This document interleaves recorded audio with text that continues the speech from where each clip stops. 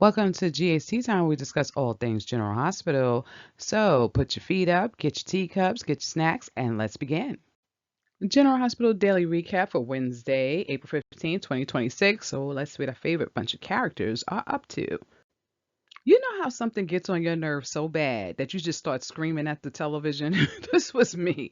I was like, what is wrong with Jocelyn? She is the worst WSB agent in the history of WSB agents, okay?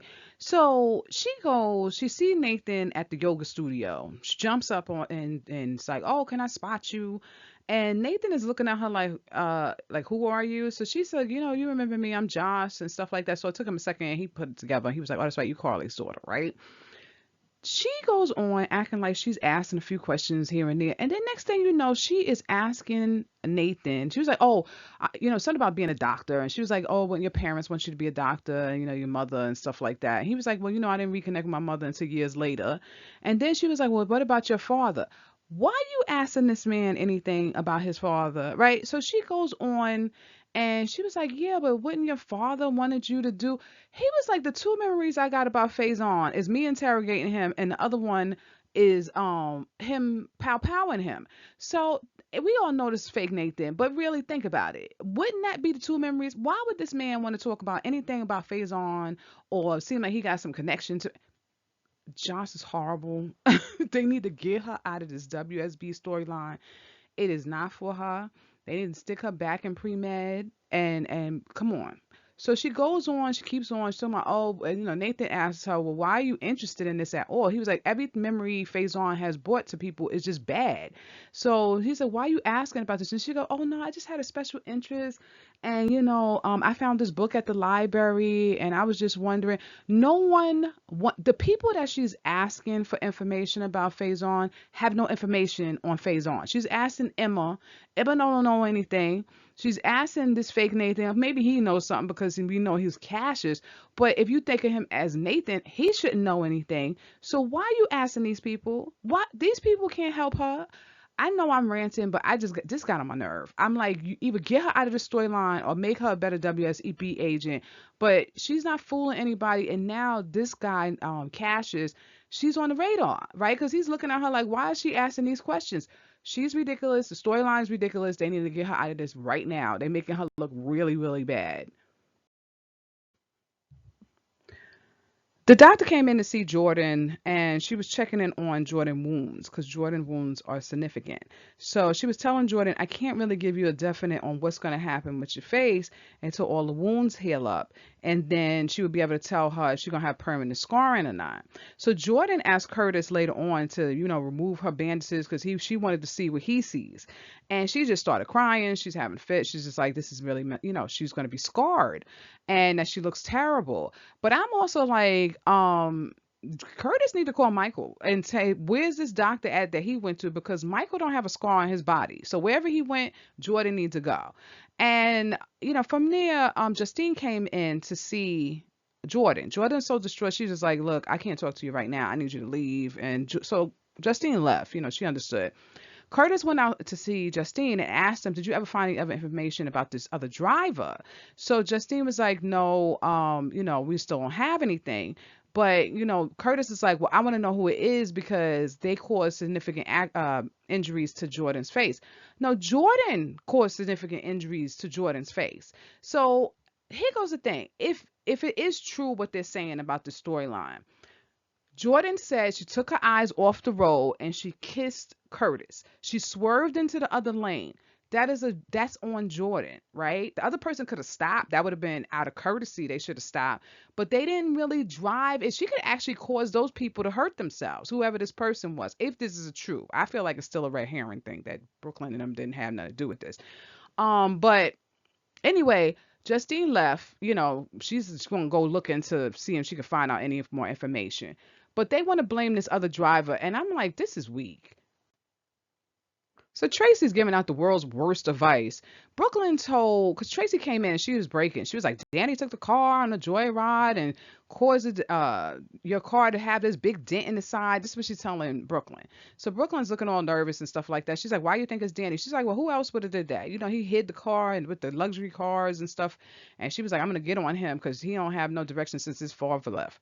Then Brooklyn fessed up. She was like, no, it was me. I did it. I scratched up my car. And she told her the whole rundown about how she was on that road. She blew her horn. Other cars swerved into her lane. And, she kept driving. But she did tell Tracy that she did have a glass of wine. And that was one of the reasons why she didn't stop. But she did not cause the accident. She thought that those people was okay. They swerved back in and whatever. But here goes Tracy. So Brooklyn said, you know what? I'm gonna go down to the police station and tell the truth. I'm gonna go and tell them I did it. Tracy told her, no, you can't do that. Don't you ever tell anybody what happened. She was like, they're gonna take baby Phoebe. You're gonna get in trouble and stuff. We're gonna blow this stupid thing out of proportion. Brooklyn could have went down there. Curtis and Jordan's story already lines up that Jordan was in the wrong on this. Whatever. I just not. Tracy should. Whatever. I'm not gonna go into a tangent.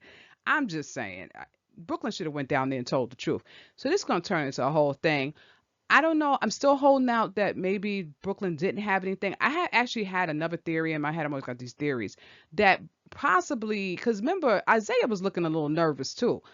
Isaiah and Brooklyn might have ran each other, blew the horn for each other because they was going in different directions. She was trying to rush the Geo's thing and he was trying to rush the Lulu's. They might have been the ones that sideswiped or whatever you want to call it, came into the other lane. It might have been those two who did it to each other. And the thing with Jordan is something totally separate. But we will see what happens with this. Justine and Dante were talking. They were bringing each other up on cases, and she was asking him about Sewell and the Sonny Corinthos thing. She was like, "Do you think that Sonny did this?" And Dante was like, "No."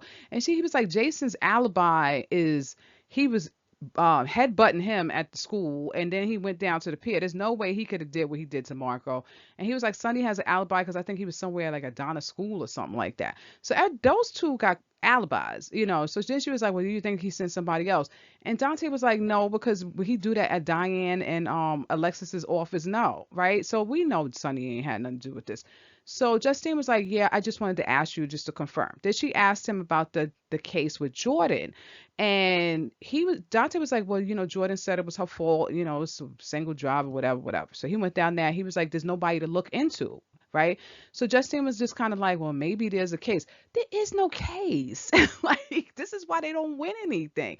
Later on, Dante and Justine reconnect. So Justine tells Dante, look, I want you to go find that driver because I'm going to make sure that they pay. Pay for what?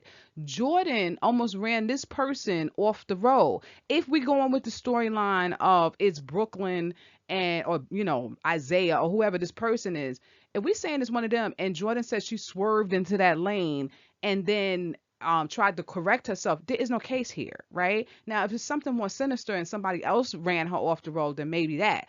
But with this is why she has a terrible record for winning cases. This is not a case.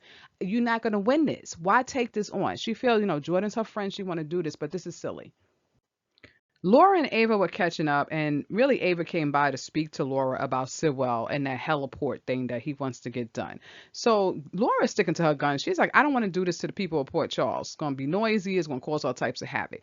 Ava was just like, Laura, you got to give in a little bit. Give Sewell some stuff, which is kind of true on, we know why Ava's doing that. She's trying to get in Sewell's good graces, but Laura needs to stop playing with this man. He does still have things on her. I don't know why she wants to play around and get him to drop this. He just got too much dirt on her. She need to do what he say for now until they can figure out how to get out of this. But Ava is just insisting on, she's like, can you do this for me? And, and give some little good grace and, let him be happy about, something that's going on, getting this heliport. So Laura agreed to Ava thing, but she did tell Ava, listen, if you get even an inkling that something is wrong over there or you need to tell me something, she was like, come and tell me right away. So Ava, because she was telling Ava that Sybil's a dangerous man. Ava knows that. But Ava agreed. She said if she see anything out of whack or whatever, she need to tell Laura. She's going to come tell Laura. We'll see. Ava does have some loyalty to Laura, so maybe she might go over there and say something when she find out what's really going on. But I don't know. I think Ava like danger. We'll see what happens. Sidwell was going off on Ezra and telling him he ain't good for nothing, right? He was just like, he don't do nothing. He ain't getting nothing done. Then he started talking about all the people he got working for him and how they ain't doing anything either. And he was talking about Willow being kind of basically like she was stupid for joining a cult, and now she over here being a congressperson, ain't doing anything for just for regular folks and not for him. So Ezra was like, "Do you know what the common denominator is?" I was like, "Ezra's bugging out. Like, you need to be quiet." What? He was like, "It's you." He was like, "You're the problem." He was like, "You do this and you do that, and this is the reason why ain't nothing getting done and stuff like that."